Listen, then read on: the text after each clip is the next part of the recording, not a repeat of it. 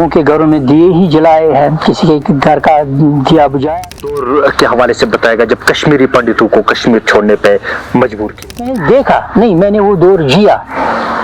I lived in the shade of death for 30 years of my life. Lal ji की जिंदगी का कोई पेनफुल और यादगार लम्हा जो आज भी आपको याद जब दरवाजे पर दस्तक होती थी उसी वक्त जान निकल जाती थी कि आज मैं शिकार हूँ शायद। अमेजिंग टीवी में आप सभी का खैर मकदम है और आपके साथ मैं हूं लोन सुलेमान। इस वक्त मैं एलएम अदब और आपकी सरजमीन बांडीपोरा जिले के कुलूसा इलाके में मौजूद हूं।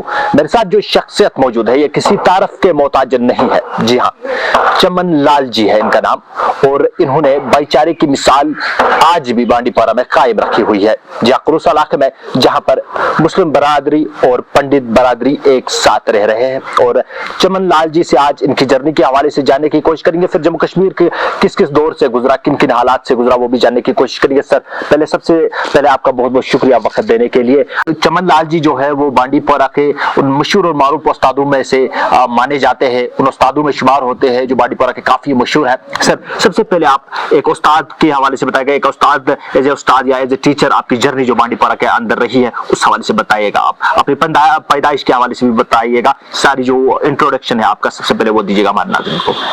शुक्रिया आपका, आपने मुझ जैसे मामूली से एक इंसान को इतनी अहमियत दी। मैं एक स्कूल टीचर की हैसियत से रिटायर हुआ हूँ, कोई बड़ी हस्ती नहीं हूँ, कोई गैजेटेड अफसर नहीं रहा हूँ, सीधा साधा सा आदमी रहा हूँ। बहुत ही सिंपल ज़िंदगी गुजारी है मैंने, लेकिन बेज़रर ज़िंदगी गुजारी है। किसी का कोई नुकसान नहीं पहुँचाया। लोगों के घरों में दिए ही जलाए हैं, किसी के घर का दिया बुझाया नहीं, कभी किसी का घोंसला लुटाया नहीं, घर बसाए हैं, घर सजाए हैं। तो इस तरह से बहुत ही दिल को एक सुकून सा मिलता है कि बहुत ईमानदारी से ज़िंदगी गुजारी है, सीधी सादी इंतहाई गुर्बत की ज़िंदगी गुजारी है। और आप जैसे कदरदान हैं जो कदर करते हैं, बचपन से ही पढ़ाया, ज़िंदगी के 60 साल मैंने पढ़ाने में बिताए हैं। ये कहना कि मैंने सिर्फ बांडीपोरा के लोगों को या कश्मीर के लोगों को पढ़ाया है, ये कहना गलत होगा, क्योंकि मैंने सारे इंडिया के बच्चों को पढ़ाया है। एक तो मैं यहाँ रहा था वो आरपी रिसोर्स पर्सनल इंग्लिश का 6th to 10th, teaching of English 6th to 10th। उस बारे में मैंने वो ओरिएंटेशन कैंप्स चलाए पूरे कश्मीर में। तो ये तो मेरा था, मेरी पढ़ाई का एक छोटी सी झलकी थी है। इसके अलावा मैंने स्कूलों में, प्राइमरी स्कूल से लेकर पोस्ट ग्रेजुएशन तक मैंने पढ़ाया है स्कूलों में। अब आप कहेंगे पोस्ट ग्रेजुएशन कैसे, आप तो स्कूल टीचर रिटायर हुए तो पोस्ट ग्रेजुएशन आपने कैसे पढ़ाई, या आप कहेंगे बांडीपोरा के बच्चों को पढ़ाया तो चले कश्मीर के बच्चों को आपने पढ़ाया, तो आप कहते हैं कि इंडिया के बच्चों को पढ़ाया, वो कैसे? जी मैं अर्ज करूँगा। यहाँ अलनूर कॉलेज ऑफ एजुकेशन हुआ करता था जहाँ लोग बीएड करते थे। उस बीएड कॉलेज में इंडिया की हर स्टेट से स्टूडेंट्स आते थे बीएड की डिग्री लेने के लिए। वहाँ मैंने 16 साल गुजारे, सबसे पहले as assistant professor of English, फिर प्रोफेसर ऑफ इंग्लिश, फिर principal of Alnoor college of education. तो इस तरह से मेरा ज़िंदगी का सफ़र जो प्राइमरी स्कूल से शुरू हुआ वो ख़त्म हुआ पोस्ट ग्रेजुएशन बीएड क्लासेस पढ़ाने तक। तो ये तो इतना ही मेरा तारुफ है, छोटा सा। कुलूसा इलाके में आज भी आप रह रहे हैं, रिहाइश पजीर है, कब से यहाँ पर रह रहे हैं आप? जी मैं 10 मार्च 1946 को पैदा हुआ हूँ और तब से मैं यही ज़िंदगी गुजार रहा हूँ और इसी मिट्टी में गुल मिलने की आरज़ू है मेरी। सर वो दौर के हवाले से बताएगा जब कश्मीरी पंडितों को कश्मीर छोड़ने पे मजबूर किया गया, वो दौर भी आपने देखा होगा। वो पूरा अशुभ दौर मैंने देखा नहीं बल्कि जिया। आप तो कहते हैं देखा नहीं, मैंने वो दौर जिया। I lived in the shade of death for 30 years of my life. तो आपको पता ही है कितना पूरा अशुभ दौर था वो, कोई भरोसा नहीं था किसी पर, लेकिन फिर भी एक अंदरूनी एक वो इनर फोर्स है बांडीपोरा के तहजीब में, तमद्दुन में, हमारे उठने बैठने में एक इनर फोर्स है कि चाहे हम कितना ही गुस्सा क्यों ना करें, चाहे हम किसी को कितना ही मारें, कितना लहूलुहान क्यों ना करें, फिर भी हम उसके आगे हाथ जोड़ेंगे, यार मेरी खता माफ करना। कहने का मतलब ये है कि बुनियादी तौर पर हम पुरअमन हैं, बांडीपोरा के अवाम बहुत ही पुरअमन है, इस बात का मुझे फख्र है। और इस पुरअमन जिंदगी को जीने का मजा ही कुछ और है, और इस जिंदगी को छोड़ने का कभी मन किया ही नहीं। सर, उस दौर में कश्मीरी पंडित जो है, एक बड़ी तादाद में कश्मीरी पंडितों ने कश्मीर को छोड़ा, फिर चमन लाल जी उस डर के दौर में भी यहाँ पर रहे, कैसे? क्या आपको डर नहीं लगता था? डर तो बहुत लगता था, बहुत डर लगता था। जब दरवाजे पर दस्तक होती थी उसी वक्त जान निकल जाती थी कि आज मैं शिकार हूं शायद। लेकिन डर के आगे जीत है, वो डर तो हमने फेस कर लिया, लेकिन जीत हमारी ही हुई ना।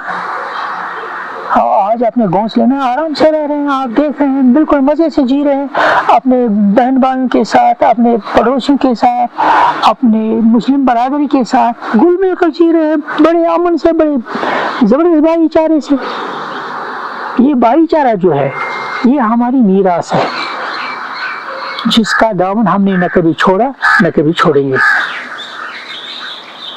सर, जब कश्मीरी पंडित यहाँ पर इस सरजमीन को छोड़ने पर मजबूर किया गया, क्या लगता है कश्मीरियों का उसमें कोई कसूर था, या जो मुस्लिम बरादरी से बिलोंग करने वाले जो कश्मीरी यहाँ पर है, क्या उनका कोई कसूर था कि, या उनकी कोई उसमें हाथ था कि कश्मीरी पंडितों को यहाँ से जमीन छोड़ने पर मजबूर किया गया? एक बात में, इस सवाल का बहुत ही बेहतरीन सवाल आपने पूछा, मैं आपको बताता हूँ।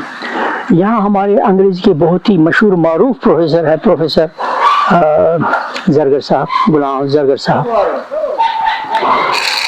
तो उनके वालिद साहब का इंतकाल हुआ तो हम उनके घर ताज़ियत पर गए थे। मेरे साथ मेरे बुजुर्ग टीचर थे पंडित निरंजन नाथ जी। तो पंडित निरंजन नाथ जी से किसी ने सवाल किया, बड़ी महफिल थी, ताज़ियत पर हुजूम था बड़ा लोगों का। तो पंडित निरंजन नाथ जी से किसी ने कहा, देखिए जी आप दोनों यहाँ ठीक ठाक हैं, आपसे किसी ने छेड़ा? वो लोग किसी के बहकावे में आए और भाग गए यहाँ से, उनको किसी ने भगाया क्या? तो वहां पर कोई दीनना आदमी थे, बुजुर्ग से थे, उन्होंने कहा ये बात मत करो, ये सोचो कि हमें कहाँ से चूक हुई, हम इनको भरोसा दिलाने में, हम इनको तहफ़्फ़ुज़ दिलाने में नाकाम क्यों रहे। कसूर इनका नहीं है भागने का, कोई भी ऐसी सूरत हाल में कोई भी भाग सकता था, लेकिन कसूर हमारा ये है कि हम इनको तहफ़्फ़ुज़ दिलाने के, तहफ़्फ़ुज़ का एहसास दिलाने में अपने फर्ज में कहाँ चूक कर गए।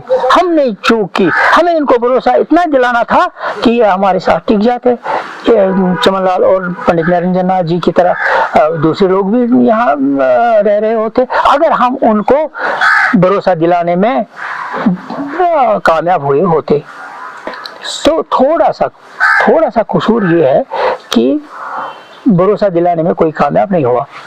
तो एक बात, दूसरी बात, अब इसका मैं ही, इस सवाल का जवाब भी मैं ही खुद देता हूँ। कौन भरोसा दिलाता जब किसी को अपनी जान की कोई खैरियत नहीं थी, जब किसी को अपनी जान की कोई गारंटी नहीं थी, वो किसी दूसरे को गारंटी क्या देता? ये बात भी है। तो हालात कुछ ऐसे थे, तो मेरे ख्याल में ऊपर से ही हमारी बदआमली का कुछ चक्कर चला, ऊपर वाले ने हमें सजा दी, पता नहीं क्या हुआ, इस भाईचारे को किसकी नजर लगी, तो हमें अपने ही गुनाहों की सजा मिल गई। तो खैर, अब हमें देखिए जी, जिंदगी का नाम है, जिंदगी में दो तरह की यादें होती हैं, शीरीं और तल्ख। जिंदगी को जीने के लिए हमें तल्ख यादों को भुला देना चाहिए और शीरीं यादों के सहारे आगे बढ़ना चाहिए। वो जो तलखियां हैं बीते हुए दिनों की, हमें उन तलखियों को भूलना है। हमें आज की और उन दिनों की जो मीठी चीजें, मीठी बातें हैं, होपफुल बातें जो हैं, उनके सहारे आगे बढ़ना चाहिए।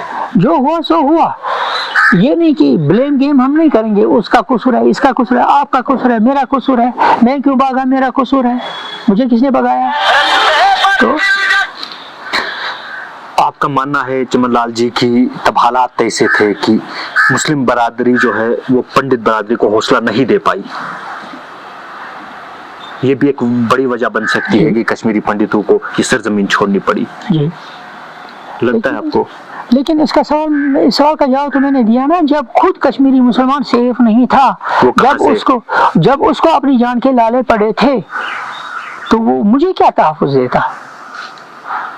बल्कि उसने कभी कभी एक दिन एक बुजुर्ग थे यहाँ पर, तो नाम नहीं लूँगा उनका, वो इस दुनिया में नहीं है, उन्होंने एक अपने दोस्त से कहा, नवलाला मेवान सच से मैं क्या पैसा करूँ बुनियर के ना बुद्धि हम दोस्त।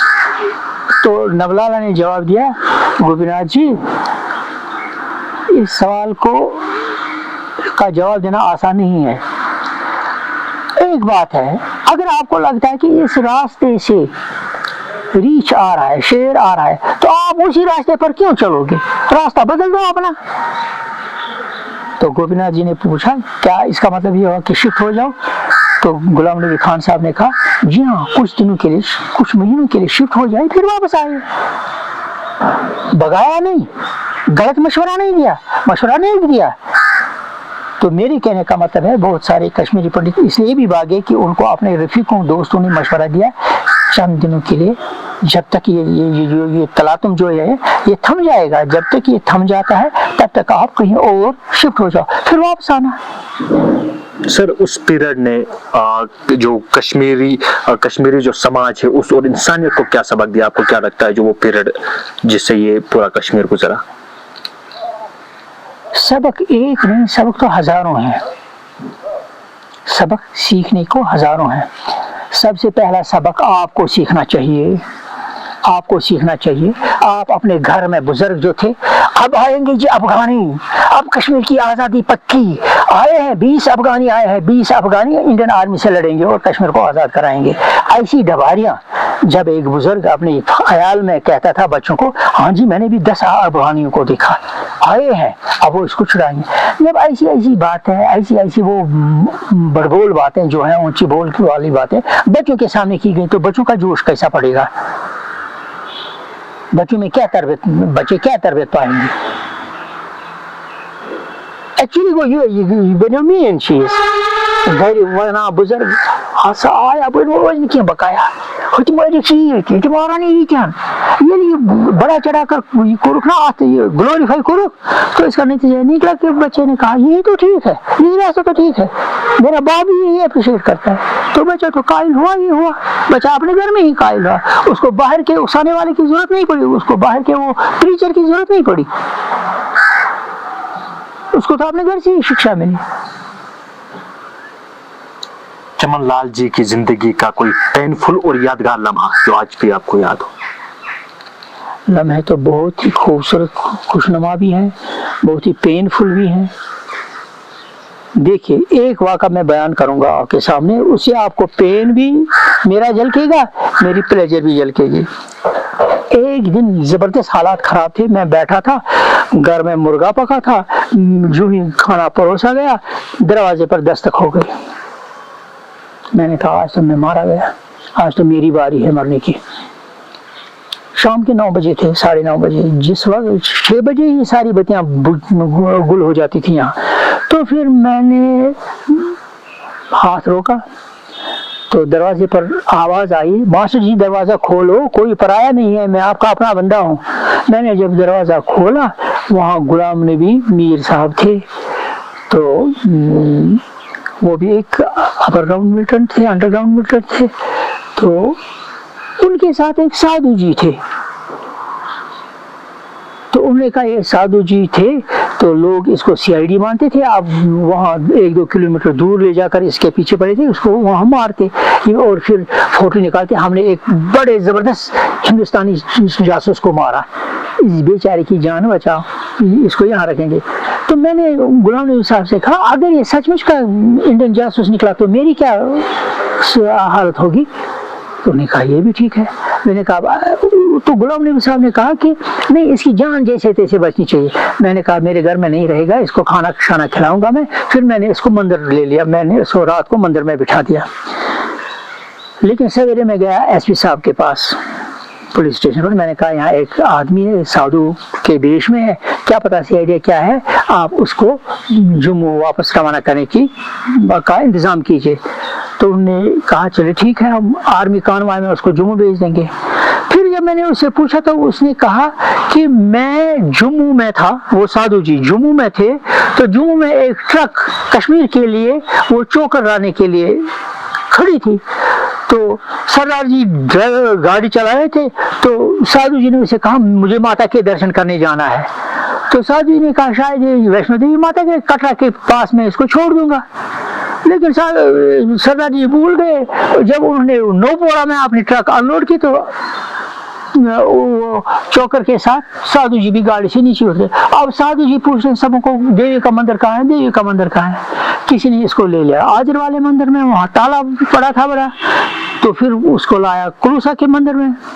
तो कहने का मतलब ये है कि इसमें दोनों चीजें हैं, एक तरफ से तो लोग उसको मारने के पीछे पड़े थे और ये प्रचार करने के लिए कि देखो जी इंडिया यहाँ जासूसी करा रहा है, साधुओं के बेस में चर्चा करते, और फिर कोई तंजीम कहती कि हमने इंडिया के बड़े जासूस को मार दिया, वो अपना वो क्रेडिट लेना चाहते थे। दूसरी तरफ से गुलाम नबी मीर साहब का, हालांकि वो भी मिलिटेंट से जुड़े थे, तो उनका ये इंसानी दिल कि नहीं बेचारा साधु है, गलती से यहाँ आ गया है, इसकी जान बचनी चाहिए जैसे तैसे, और गुलाम नबी साहब ने उसकी सचमुच में जान बचाई। हालांकि वो भी मिलिटेंट से जुड़े थे, वेपन भी थे, वो भी उनके पास वेपन था तंजीम का गुलाम नबी के पास। चमन लाल जी जो कश्मीरी पंडित यहाँ सरजमीन अपने घर बार छोड़ के गए, उनके लौटने की कोई उम्मीद आज भी है आपको? लगता है कि वो वक्त या वो दौर आएगा कि उन्हें वो वापस आएंगे अपने नाशानों में, अपनी सरजमीन में? मैं इस सवाल के जवाब की भविष्यवाणी में नाकाम रहा हूँ। कहने का मतलब ये है कि जब मुझे दिल्ली में भी ये सवाल कश्मीरी बरादरी पंडितों ने ये सवाल किया कि क्या हमारे वापस जाने का कोई चांस है, मैंने कहा आप आओगे और हाथ जोड़ के घुटने टेक कर आओगे अपने घरों को वापस।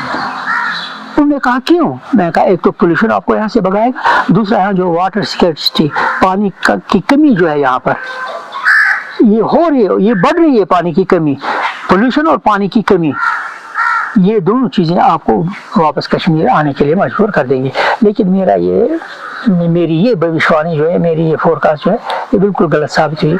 वो तो अब सेटल हो गए हैं, उनके वापस आने का कोई चांस नहीं, they are well settled. Sir अब आखिर में आपकी तरफ से पंडित बरादरी से वाबस्ता और मुस्लिम बरादरी से वाबस्ता जो लोग बांडीपोरा में या कश्मीर में रहते हैं, उनके लिए क्या मैसेज रहेगी?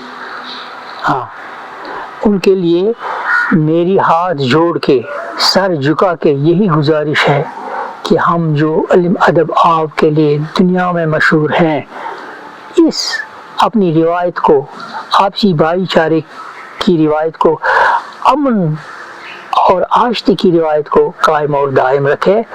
तो यहाँ किसी तरह की बदअमनी को आने ही ना दें, किसी तरह की गलतफहमी, गलत सोच को हमने कभी ना आने दिया है। और आपसे भी ये हाथ जोड़ के सर झुका के गुजारिश कर रहा हूँ कि आप भी इन चीज़ों का ख्याल रखिए कि बांडीपोरा इल्म अदब और आपके लिए जो मशहूर है, इसकी मशहूरी बढ़े और भी बढ़े, घटे नहीं। यही मेरी रिक्वेस्ट है, हाथ जोड़ के सर झुका के।